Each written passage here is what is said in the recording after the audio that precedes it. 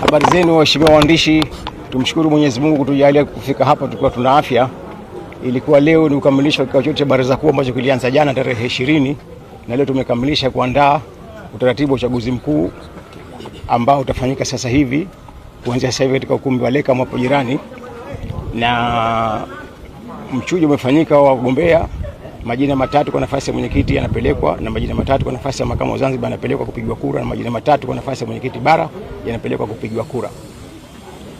Majina yanayopelekwa kwa nafasi ya mwenyekiti bara ni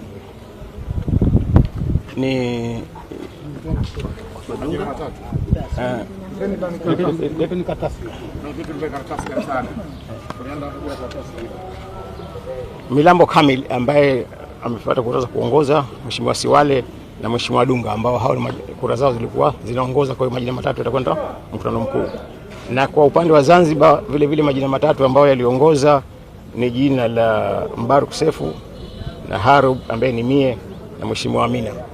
Na kwa nafasi ya bara Zanzibar, wagombea wa nafasi za uchaguzi wa makamu mwenyekiti bara waliongoza ni Mheshimiwa Musa na Mheshimiwa Mtibiriko na Mheshimiwa Ngulangwa.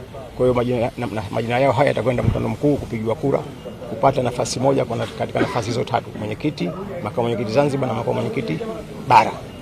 Waliochukua fomu kwa nafasi ya mwenyekiti walikuwa ni 5, na kwa nafasi ya makamu walikuwa ni makamu bara walikuwa ni 7, na makamu Zanzibar walikuwa ni 5.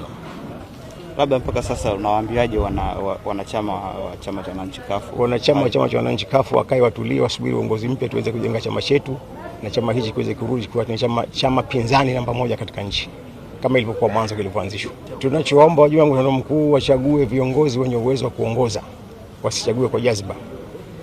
Wachague viongozi wenye uwezo wa kuongoza taasisi hii. Chama hichi ni chama kikubwa, chama cha siku nyingi, chama cha zamani, chama kikubwa ambacho kinategemewa kuongoza. Kwa hiyo wachague viongozi wenye uwezo wa kuongoza, wasichague kwa jazba, kwa mapenzi au kwa urafiki na kwa undugu.